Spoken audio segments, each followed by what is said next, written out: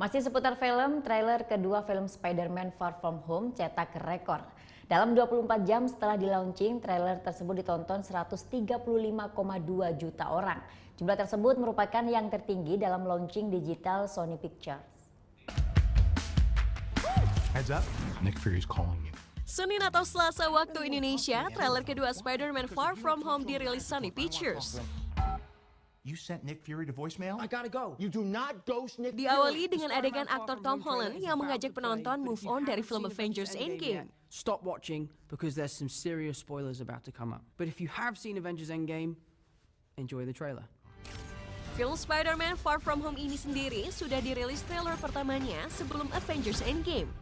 Cuplikan singkat trailer tersebut sudah mengundang 130 juta penonton dalam 24 jam. I'm kidding, look, keep up the good work because I am going on vacation.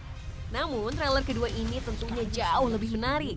Terlebih durasinya yang hampir 3 menit membuat penonton makin penasaran. I'm just a friendly neighborhood Spider-Man. Spider-Man Far From Home sendiri bercerita kehidupan Peter Parker pasca Endgame.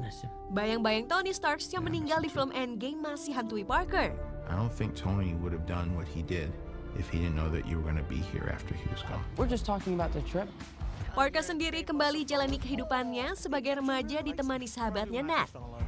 Parker juga dihadapi pada pilihan sulit saat harus berjuang sebagai pahlawan dan menikmati kehidupan remaja termasuk mengejar MJ pujaan hatinya. MJ, I am Spider-Man. No, of course I'm not. I mean, it's kind of obvious.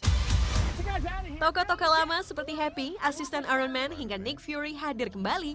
Namun ada satu sosok yakni Mysterio yang hadir.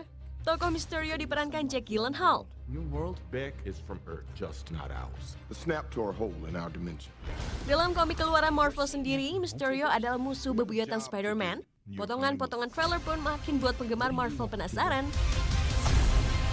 Sony Pictures rencananya akan merilis satu lagi trailer sebelum film Spider-Man Far From Home resmi tayang 2 Juli mendatang.